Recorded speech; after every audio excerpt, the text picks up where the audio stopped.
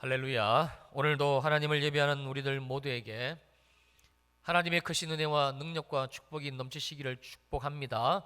특별히 여호와 샬롬, 하나님이 주시는 평강이 우리들 모두에게, 우리의 가정 가운데, 또 우리가 섬기는 교회 가운데 충만하시기를 주님의 이름으로 축원합니다. 이 땅에 교회가 세워지고요, 그리고 존재하는 유일한 이유와 목적은 여러분 영혼 구원에 있습니다. 지금 우리가 섬기고 있는 평촌 일회교회 역시 마찬가지입니다. 교회의 존재 이유와 목적은 구원 외에는, 한 영혼이라도 구원하는 그 영혼 구원 외에는 다른 존재와 목적은 없습니다. 또한 하나님이 여기 있는 저와 여러분들 한 사람 한 사람을 택하시고 그리고 부르신 그 이유와 목적도 동일합니다. 바로 한 영혼이라도, 정말 한 사람이라도 멸망하지 않고 구원하시려는 아버지 하나님의 뜻 때문입니다. 그러므로 오늘 우리가 드리는 이 예배는요, 하나님이 우리 모두에게 구원을 깨닫게 하시고 그리고 그 구원을 이루어 가시는 하늘의 뜻이 이루어지는 사건이 되는 것이지요. 한마디로 하나님은 저와 여러분들의 인생에 있어서 바로 이 구원을 이루시기 위해서는, 여러분 잘 들으시기 바랍니다, 하나님은 못하시는 일, 못하실 일, 주저하시는 일 없다는 사실을 잘 아셔야 됩니다. 혹시 여러분들 스토크라는 단어를 아시는지요? 제가 이 스토크라는 단어를 사전을 찾아봤더니 이렇게 정의가 되어져 있더라고요. 관심 있는 상대를 병적으로 집요하게 쫓아다니며 괴롭히는 사람, 이게 스토크라는 단어인데, 몰래 접근하다, 미행하다 라는 뜻의 이 스톡에서 유래된 말이라고 합니다. 이 스토크는 본인이 일방적으로 관심 있는 상대를 병적으로 쫓아다니는 사람으로 그런 행위를 스토킹이라고 하지요. 근데 심각한 문제는 이 스토크는요, 자신의 만족을 위해서는 살인까지도 서슴지 않는다는 점입니다. 그런데 만약 지금 저와 여러분들의 인생에 이런 스토크가 존재한다면, 있다면, 그래서 그 스토크가 밤이나 낮이나 우리를 따라다니고 심지어 나를 자기 소유로 삼기 위해서 감금시키고 폭행하고 목숨까지 위협하고 있다면 지금 여러분들의 삶은 어떨 것 같습니까? 혹시 여러분들 미저리라는 영화를 보셨는지 모르겠습니다만, 여러분 스토크는요, 절대 본인이 사랑한다고 착각하는 상대방을 포기하지 않습니다. 그리고 반드시 자신의 뜻을 이룹니다. 죽여서라도 자신의 만족을 성취합니다. 비유가 좀 그렇습니다만, 하나님은 우리 인생의 이 구원을 반드시 이루시기 위해서 무엇이든지 어떤 일이든지 서슴지 않으시는, 그래서 어떤 면에서는 우리 인생의 스토커와 같은 존재, 하나님이십니다. 하나님은 절대 우리를 향하신 구원을 포기하지를 않으십니다. 마가복음 15장 34절 말씀입니다. 제9시에 예수께서 크게 소리 지르시되 엘리 엘리 라마 사박다니 하시니 이를 번역하면 나의 하나님 나의 하나님 어찌하여 나를 버리셨나이까 하는 뜻이라. 하나님은 우리를 구원하시기 위해서 하나밖에 없는 아들 독생자 예수 그리스도를 십자가에 제물로 내어놓으셨습니다. 그리고 십자가에서 물과 피를 다 쏟으며 죽어가고 있는 그 아들의 마지막 외침까지 하나님은 냉정하게 외면하시게 됩니다. 왜입니까? 왜 하나님이 그렇게까지 하신 것입니까? 바로 우리를 구원하시기 위해서입니다. 아들 예수가 우리의 죄를 대신 지고 그리고 십자가에서 죽는 방법 밖에는, 그 외에는 우리를 죄와 저주와 사망 가운데서 구원할 수 있는 방법이 없기 때문에 하나님은 그렇게 하셨습니다. 성경은 이러한 하나님에 대해서 이렇게 말씀을 해줍니다. 로마서 8장 32절 말씀입니다. 자기 아들을 아끼지 아니하시고 우리 모든 사람을 위하여 내주시니까 하나님이시죠. 어찌 그 아들과 함께 모든 것을 우리에게 주시지 아니하겠느냐. 우리가 하나님의 그 위로와 소망, 하나님의 사랑을 느끼는 아주 은혜로운 말씀입니다만, 여러분, 우리가 잘 알아야 될 것은 이 말씀은 또한 두려운 말씀입니다.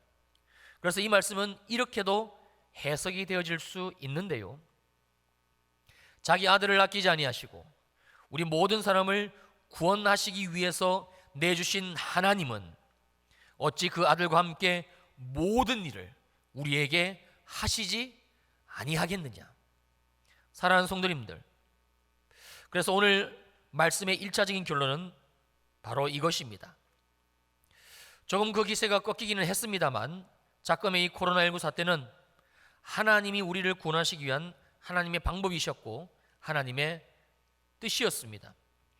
또한 지난 수요일에 있었던 대한민국 제21대 총선 역시 하나님이 우리나라를 구원하시기 위한 하나님이 일하신 결과라는 사실입니다.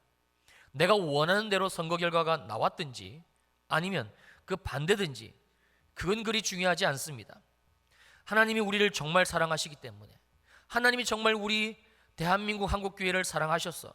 그래서 절대 포기할 수가 없으셨어. 그래서 하나님이 친히 개입하시고 하나님이 하신 일이라는 말씀입니다. 왜냐하면 하나님은 절대 우리의 구원을 포기하지를 않으시기 때문입니다. 우리를 구원하실 수만 있다면, 우리를 구원하실 수 있는 어떠한 방법이라도 있다면 하나님은 어떤 희생도 주저하지 않으시고 진행하십니다. 특별히 마지막 이 재림의 때가 임박한 지금에 있어서 하나님은 더 강력하게 그리고 더 온전하게 하나님의 일 이루어 가시는데요, 그것이 바로 우리의 구원입니다. 그래서 우리들은 오늘 본문 말씀을 통해서 하나님이 이 구원을 어떻게 이루어 가신지를 알아야만 되는 것이고, 또 한 가지는 이 말씀, 하나님이 구원을 어떻게 이루어 가시는지 들려주시는 이 말씀이 지금 이 땅 가운데, 특별히 대한민국 가운데에 우리가 살고 있는 이 상황 가운데 어떻게 이루어져 가고 있는지를 볼 수 있어야만 되는 것이지요. 자, 그렇다면 하나님이 오늘 본문 말씀을 통해서 알려주고 계시는 구원은 어떤 것인가? 총 3가지를 주님이 말씀해 주고 계십니다. 먼저 로마서 9장 25절 말씀을 다시 보시겠습니다. 호세아의 글에도 이르기를 내가 내 백성이 아닌 자를 내 백성이라, 사랑하지 아니한 자를 사랑한 자라 부르리라. 하나님이 우리에게 주시는 구원 그 첫째는요, 내 백성이 아닌 자를 내 백성이라 부르리라, 이것이고, 두 번째는 사랑하지 아니한 자를 사랑한 자라 부르리라, 바로 이것입니다. 먼저 내 백성이 아닌 자, 이 문장의 뜻은요, 하나님의 백성이 아닌 자, 그래서 하나님의 백성이라 부를 수도 없는 자란 의미인데, 그렇다면 하나님의 백성이 아니라는 의미는 어떤 뜻인가? 성도님들, 우리가 사는 이 세상, 우리가 살고 있는 이 지구 위에는 하나님의 백성인 자와 그리고 하나님의 백성이 아닌 자, 즉 사단 마귀의 백성이요 사단 마귀의 소유인 자, 이렇게 두 부류밖에는 없습니다. 요한복음 8장 44절 말씀입니다. 너희는 너희 아비 마귀에게서 났으니 너희 아비의 욕심대로 너희도 행하고자 하느니라. 근데 정말 놀랍게도 하나님은 이러한 우리들, 즉 아비 마귀에게서 태어나 마귀의 자녀요 마귀의 백성인 우리들을 예수의 피값으로 구원하셨는데, 어떻게 구원하셨는가? 어느 정도로 구원하셨는가? 바로 우리들을 이제는 하나님의 백성이라 부르신 자리로, 즉 하나님의 백성이라는 인생으로 완전히 우리를 변화시키셨다는 말씀입니다. 너희가 하도 불쌍하니까 내가 한번 불러봐 줄게.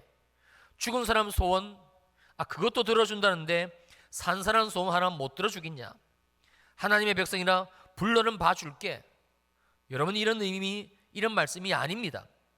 저와 여러분들을 그냥 호칭만 부르는 호칭만 하나님의 백성이라 부르시는 의미가 아니라 우리의 전 삶을 주님은 구원하시고 우리의 인생을 완전히 갈아엎으셨어.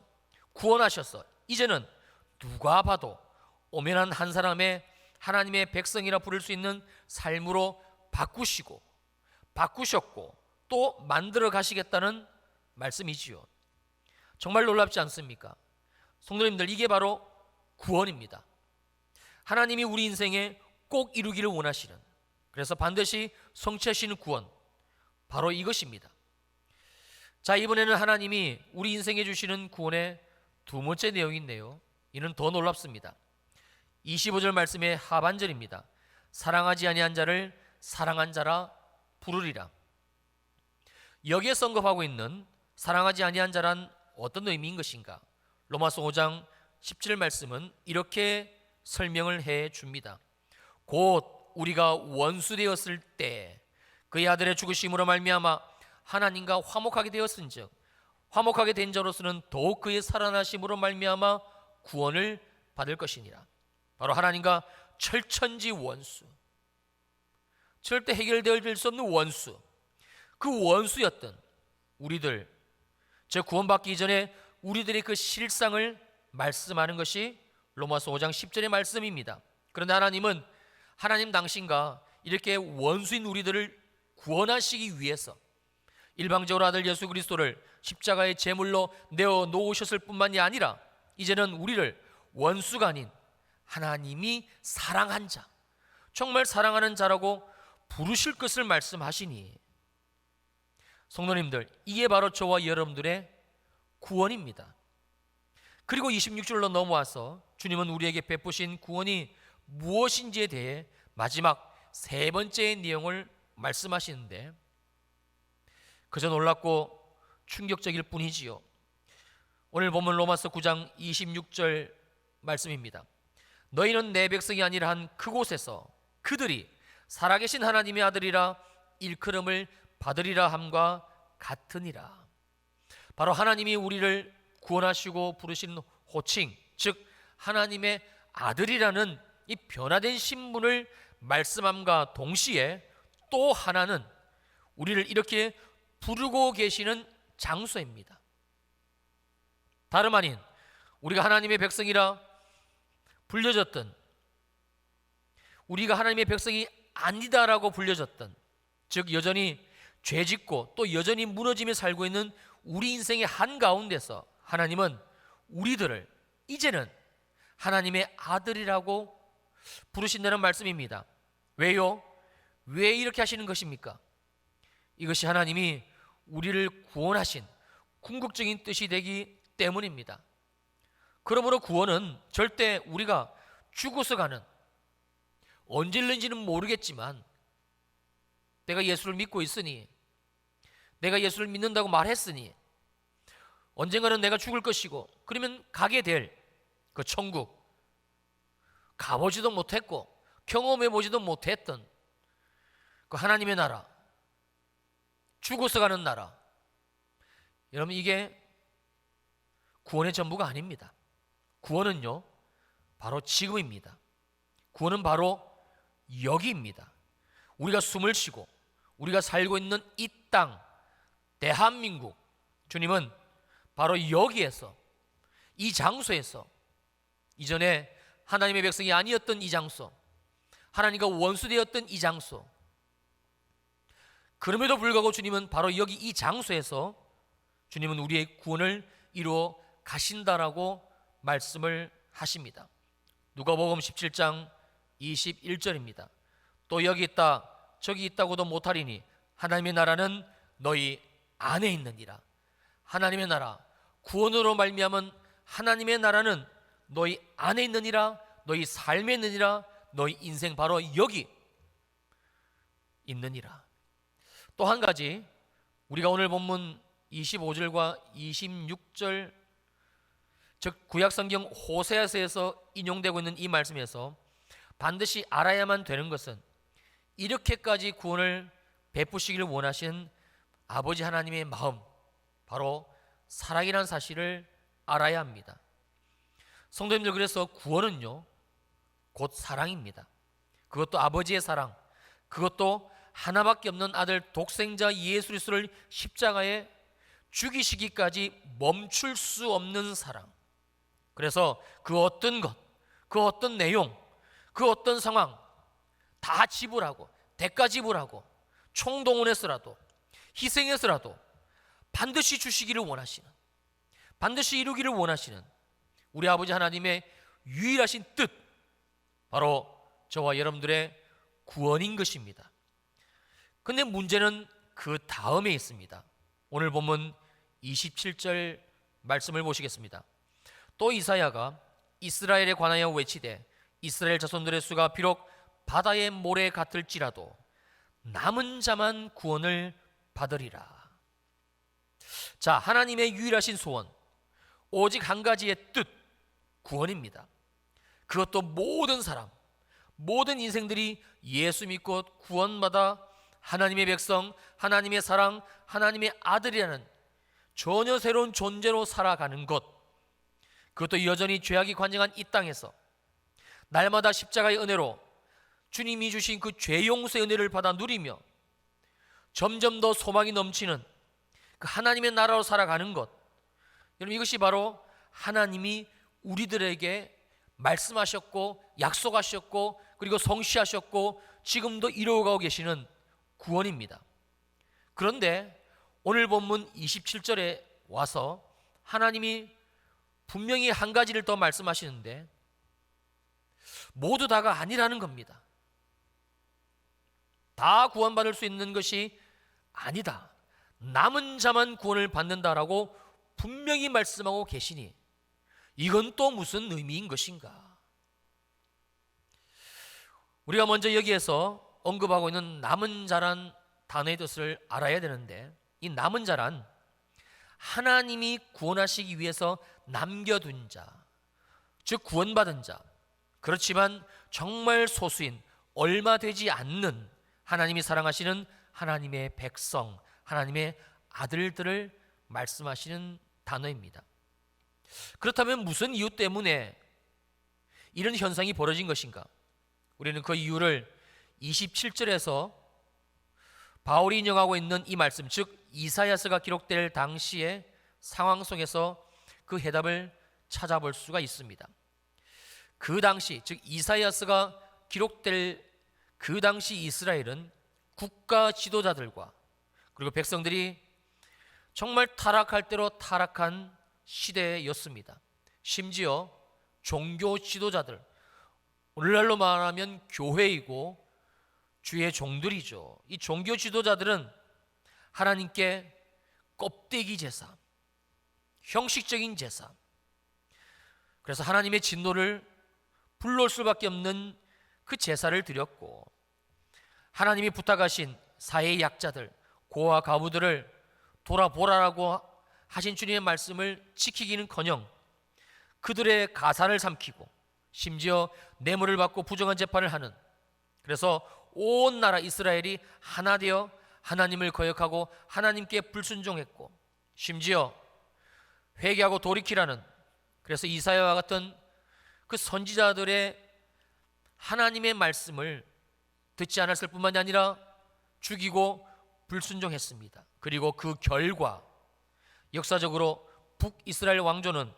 주전 722년에 우리가 잘 알다시피 아수르라는 제국에 의해서 멸망을 당했고, 그리고 하나님의 백성들은 전부 포로로 끌려갔으며, 남유다 왕국 마찬가지로 주전 586년 바벨론 제국에 의해서 패망했으며 그 백성들 역시 포로로 끌려가게 됩니다. 자, 이러한 역사적인 상황을 배경으로 이스라엘에는 하나님의 뜻인 구원은 끝났다, 그렇게 생각될 바로 그때에 하나님은 이사야 선지자를 통해서 한 가지 말씀을 주셨는데, 바로 오늘 본문에서 인용하고 있는 남은 자에 대한 언급입니다. 한마디로 하나님의 구원은 완전히 끝난 것이 아니다, 실패한 것도 아니다. 비록 치욕 같은 이 역사적인 상황이지만, 암울하지만, 그러나 하나님이 구원하시고, 그래서 계속적으로 하나님의 구원, 하나님의 나라를 이어갈 남은 자가 존재한다, 있다. 라는 말씀인 것이죠. 비록 소수이지만 정말 얼마 되지 않은 숫자이기는 하지만 그러나 분명한 사실은 하나님이 구원하신, 그래서 하나님이 사랑하시는 하나님의 백성은 남아있다라는 말씀입니다. 그러니까 저와 여러분들이 오늘 주시는 하나님의 말씀을 통해서 분명히 다시 알아야 될 이 구원에 대한 내용은, 첫째, 하나님은 온 인류, 모든 나라, 모든 민족을 다 구원하기를 원하신다는 것. 그러나 그럼에도 불구하고 이 구원에 대해서 우리가 알아야 될 두 번째는, 정말 구원받는 사람은 남은 자, 얼마 되지 않는다라는 사실이며, 그리고 그 이유는 이 세상에 충만한 죄악 때문이고, 더 분명한 것은 하나님 때문이 아니라 우리 스스로, 인간 스스로 하나님이 베푸신 구원을 버리고 죄악의 길, 죽음의 길, 멸망의 길을 선택한 결과라는 사실이며, 그러나 놓치지 말아야 될 하나님이 우리에게 알려주시길 원하시는 구원에 대한 메시지 마지막 세 번째는, 그러나 하나님은 계속해서 반드시 남은 자들을 두시고 이 남은 자들을 통해서 하나님은 멈추지 않고 계속해서 이 하나님의 구원 역사를 이어가신다라는 말씀입니다. 여러분, 이게 바로 하나님의 구원입니다. 하나님은 남은 자만 구원을 얻게 하십니다. 오늘 이 본문 말씀에서 등장하는 호세아 그리고 이사야, 이 두 선지자가 기록한 선지서의 글, 구약 성경을 통해서 주님이 우리에게 보게 하시는 것은 바로 이 상황입니다.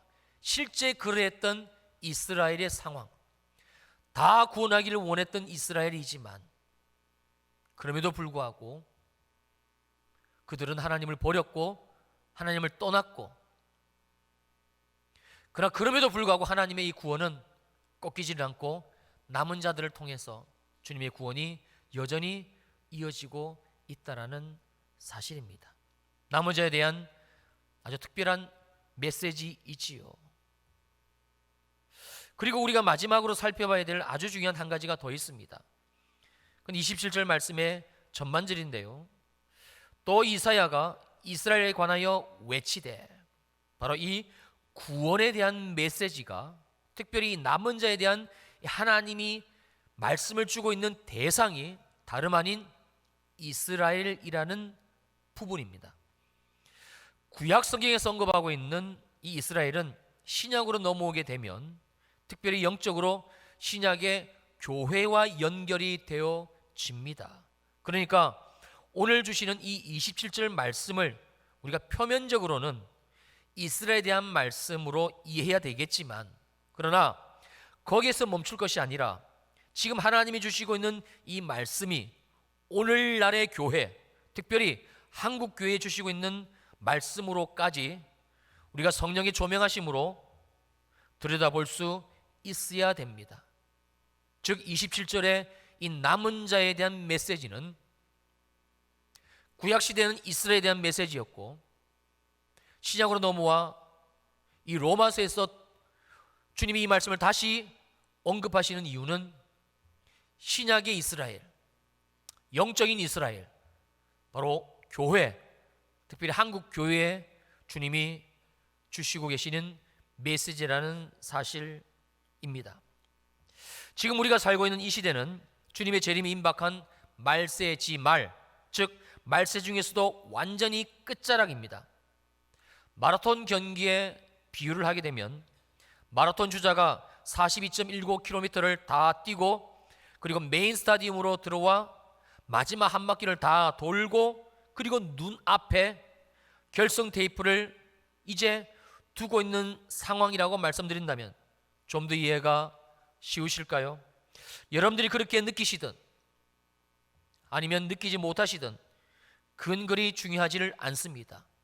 정말 중요한 것은 지금이 바로 우리가 살아가고 있는 이 2020년도 대한민국이라는 이 상황이 바로 그 시즌, 그 때라는 겁니다.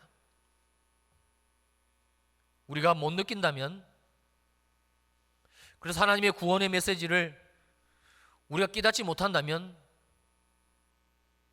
여러분, 그것은 저주입니다.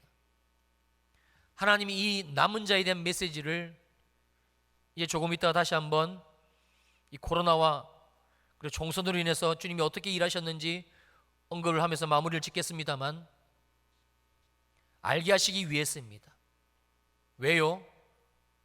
구원은 주님의 뜻이고 주님의 사랑의 모든 것입니다.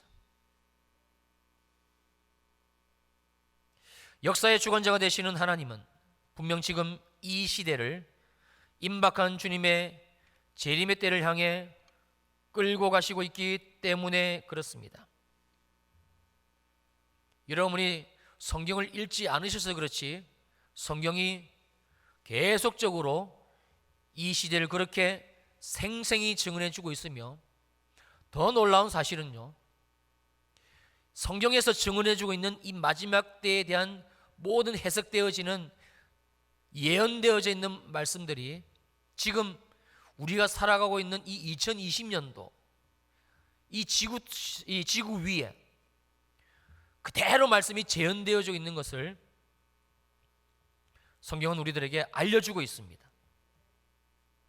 그러면 오늘 주신 이 27절의 말씀은 지금 이 시대에, 특별히 2020년 대한민국, 특별히 한국 교회 가운데 그대로 적용이 되어지고 있다는 사실을 우리는 반드시 알아야만 합니다. 마지막 때에 하나님의 심판이 있습니다. 그리고 그 하나님의 그 마지막 때의 심판은 반드시 교회에서 먼저 이루어집니다. 마치 구약 시대에 하나님의 심판이 이스라엘에서 시작된 것처럼 똑같은 순서로 하나님의 마지막 때의 심판은 먼저 교회에서 일어납니다.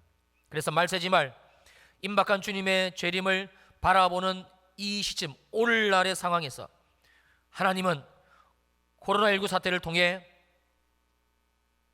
우리가 알든 모르든 하나님은 하나님의 교회들을 흔드셨습니다.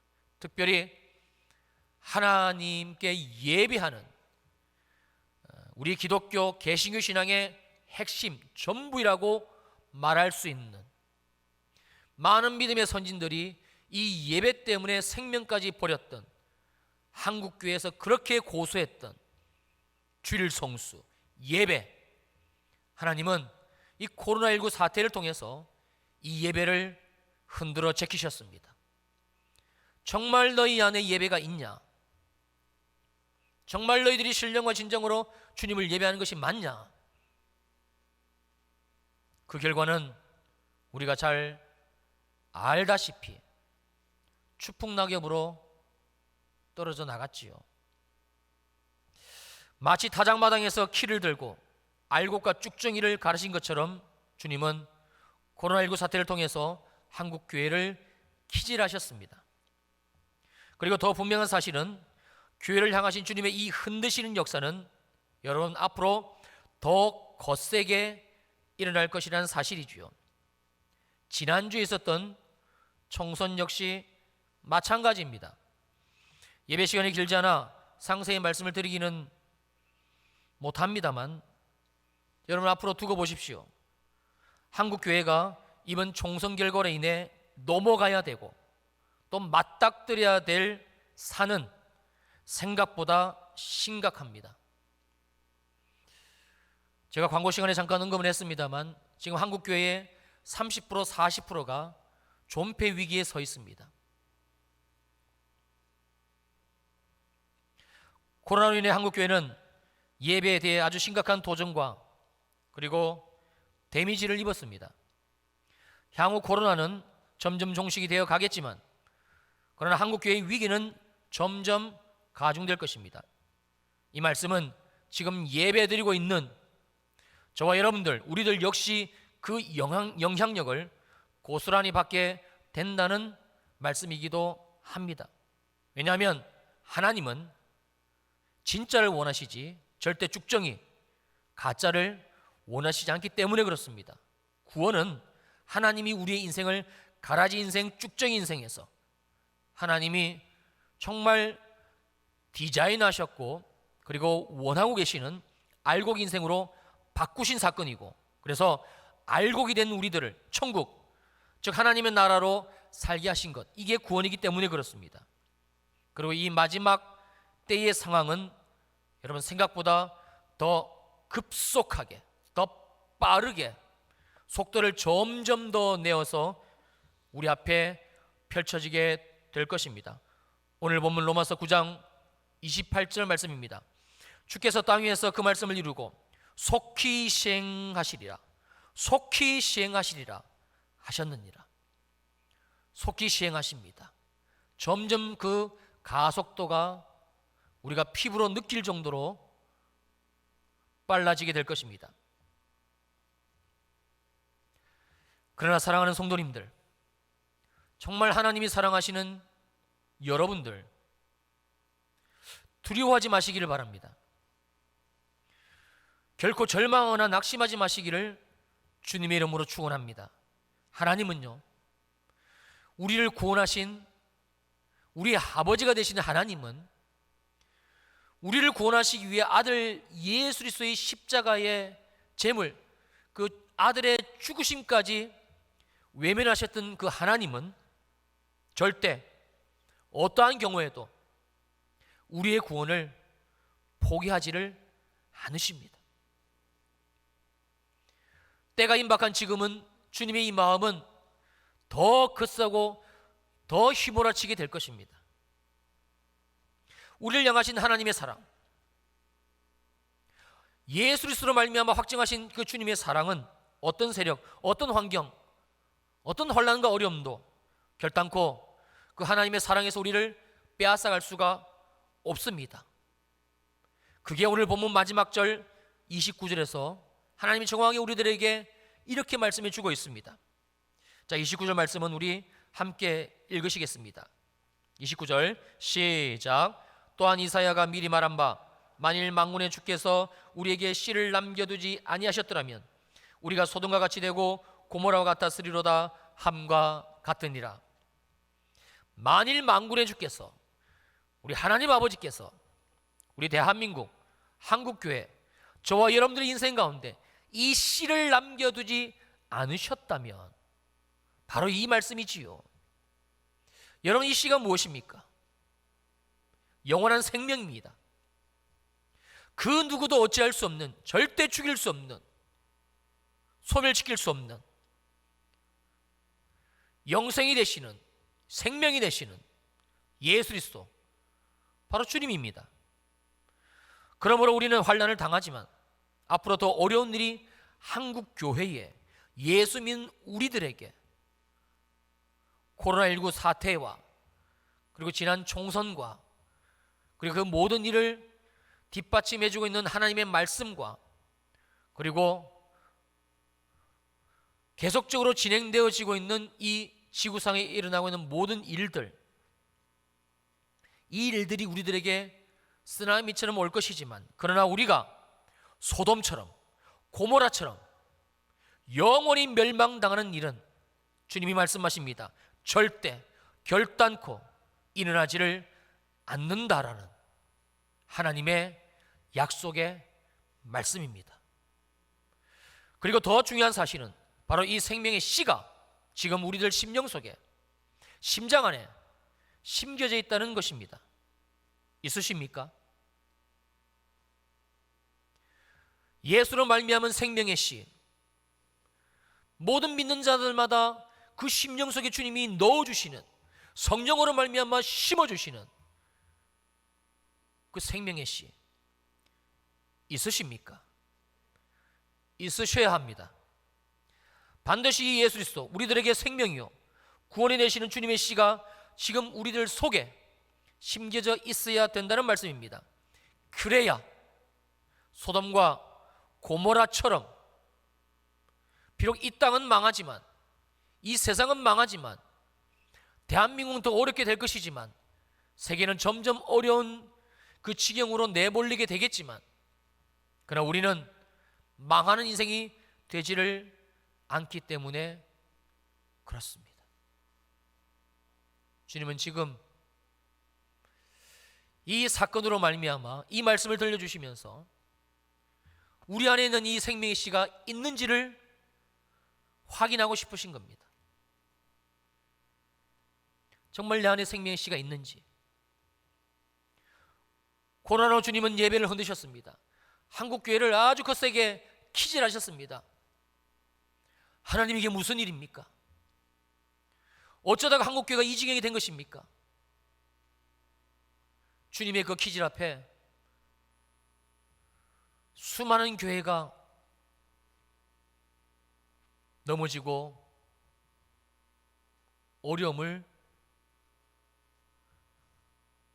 겪었으며 지금도 겪고 있습니다. 왜요? 이대로 지나가면, 이대로 주님의 때가 이루어지게 되면 피할 수 없는 영원한 멸망이 기다리고 있기 때문에 주님은 우리를 구원하시기 위해, 한국교회를 살리시기 위해, 우리 한국교회, 대한민국, 이 한반도, 주님이 우리 다음 세대를 통해서 이루실 그 꿈과 비전을 이루시기 위해 주님은 아들 예수의 엘리 엘리 라마 사박다니, 그 죽음의 외침마저 외면하셨던 그 마음으로 두 눈을 질끈 감으시고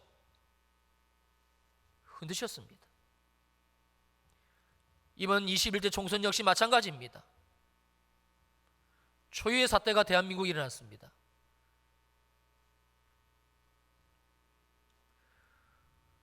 점점 더 어려운 지경으로 대한민국은 진행이 될 것입니다. 한국교회 역시 마찬가지입니다.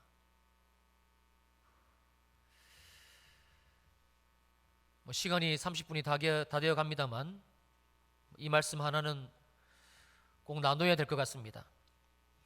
여러분들 누가복음 15장에 기록된 탕자의 비유를 잘 아실 것입니다.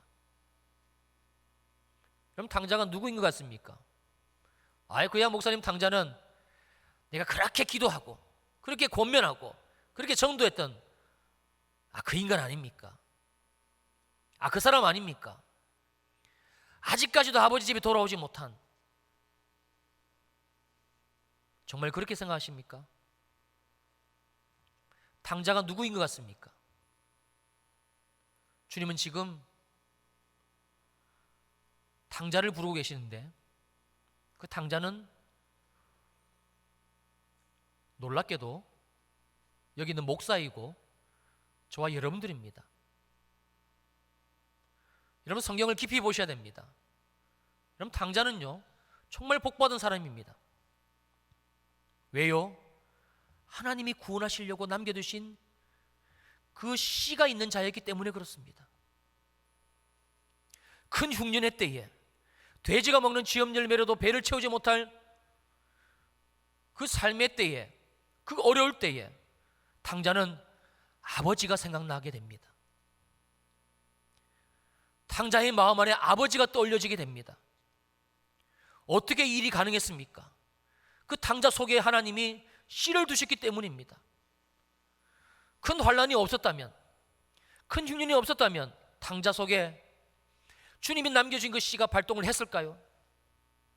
그러므로 결론은 탕자에게 있어서 그 큰 환란은, 흉년은, 돼지가 먹는 쥐염 열매로도 배를 채우지 못한 그 비참함은 탕자에게 있어서는 구원이었고 축복이었습니다. 지금도 어렵지만 앞으로 대한민국 교회는 큰 흉년이 예견되어져 있습니다. 경제적인 부분, 영적인 부분 다 마찬가지입니다. 그러나 아셔야 됩니다. 주님은 이 일을 통해서 마지막 때 이 대추수의 부흥을 진행을 하십니다. 마지막 때 대부흥, 그 추수의 부흥은 남겨진 자를 불러 모으시는 부흥입니다. 씨가 있음에도 불구하고 깨닫지 못하는 자들을 다시 주님의 십자가 앞으로 불러 모으시는 작업을 주님은 지금 하고 계십니다. 그리고 주님은 이 마지막 때의 이 부흥을 앞두시고 한국교회에 그 사명을 주셨고, 특별히 제가 믿기는 평촌일의 그 사명을 주셨습니다. 어떤 사명인 것이냐? 바로 아버지의 집이 되는 사명입니다. 탕자들이 돌아오게 될 때에 품어주고 해서 영적으로 육적으로 회복시켜 줄 수 있는 하나님이 예정하시고 예비하신 아버지의 집, 그게 한국교회의 사명입니다.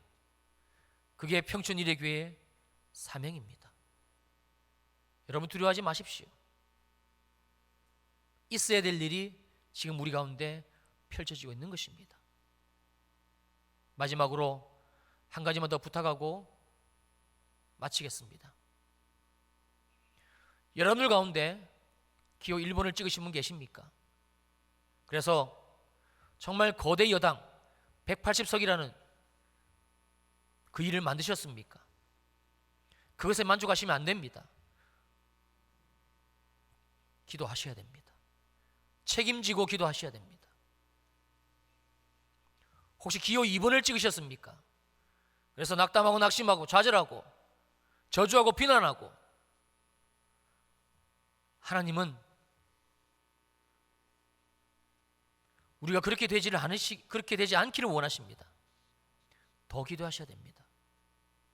해서 주님이 지금 왜 이렇게 우리를, 대한민국을, 한국교회를 흔드시는지 알아야 됩니다. 그리고 우리 안에 하나님이 남겨주신 이 씨, 이걸 깨닫게 되게 되고 다시 사명의 자리로 부르시는 주님의 음성 앞에 나아가야 됩니다. 이런 우리가 되시기를, 특별히 우리 일회교회가 될 수 있기를, 특별히 정말 우리 사랑하는 자녀들이 될 수 있기를 주님의 이름으로 축원합니다. 축원합니다. 기도하시겠습니다. 아버지 하나님, 두렵습니다. 코로나가 종식은 되어져 가지만 그러나 그 데미지, 그 코로나가 핥히고 간 상처는 주님 너무 깊습니다. 한국 경제 속에, 사람들의 삶 속에, 한국 교회 속에 주님의 음성을 듣게 하여 주옵소서. 왜 주님이 이렇게 코로나19 사태로 한국을 흔드셨는지, 전 세계를 흔드셨는지, 특별히 한국 교회를 키질하셨는지, 왜 예수 믿는 우리들, 평안한 우리들의 삶을 반강제로 이렇게 흔드셨는지 깨닫는 눈, 깨닫는 마음을 주시옵소서. 왜 하나님이 지난 총선 때 180석이라는 이 초유의 이 일을 주님이 진행하셨는지, 그리고 앞으로 주님이 어떻게 일을 하실 것인지, 무슨 일을 주님이 이 땅 대한민국의 교회 가운데 하실 것인지 기도하게 하옵소서. 여기에서 무너질 수 없습니다. 주님의 뜻이 아닌 줄로 믿습니다. 이사야의 그 울부짖음 속에 주님, 이스라엘이 망했습니다. 성전이 폐하여졌습니다. 주님의 백성들이 저 개같은 이방 족속들에게 포로로 끌려갔습니다. 주님 어떡합니까? 주님의 구원이, 이방이 우리를 비웃고 조롱합니다. 그때 하나님이 말씀하셨습니다. 아니다, 남은 자가 있다. 내가 그 생명의 씨를 주고 정말 얼마 되지 않지만 바알에게 무릎 꿇지 아니한 남겨둔 자가 있다. 주님은 지금 그 남겨둔 자를 찾으십니다. 남겨둔 교회를 찾으십니다. 바로 우리를 부르고 계십니다. 그리고 준비하고 예비하라고 말씀하십니다. 성령이여 임하시옵소서. 우리 가운데 이 말씀을 소화해낼 수 있고, 이 말씀을 기억하고 믿을 수 있고, 이 말씀에 다시 한번 우리의 삶을 순종하여 드릴 수 있는, 하여 기도의 자리로 나갈 수 있는 우리 인생의 결단과 결심이 일어서는 우리가 되게 하여 주옵소서.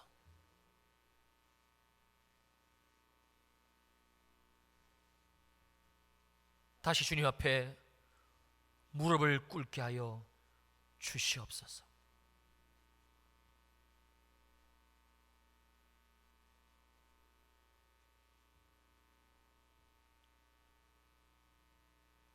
귀한 예물 드립니다.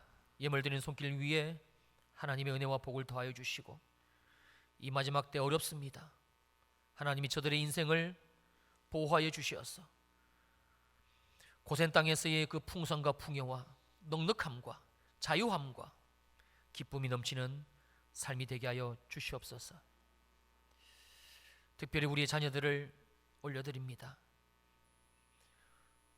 믿음의 세대, 여호수아의 세대, 정말 복음이 무엇인지, 복음의 그 날카로운 칼과 그 복음의 단단한 방패를 거머쥐고 살아갈 수 있는 우리 아들, 딸들이 되게 하여 주시옵소서. 세상으로 돌아갑니다. 주님, 우리의 삶에 아직까지 해결하지 못한 일들 주님 앞에 내려놓고 다시 십자가 앞에, 다시 주님 앞에 나와 무릎 꿇고 기도하는 우리의 삶의 현장 되게 하여 주시옵소서. 이제는 교회의 머리가 되시는 우리 주 예수 그리스도의 크신 은혜와 하나님 아버지의 무한하신 사랑하심과 성령 하나님의 위로하시고 안위하시고 축복하심의 역사가 모든 주일 2부 예배 성도들 머리 위에 영원히 함께 하시기를 간절히 축원하옵나이다. 아멘.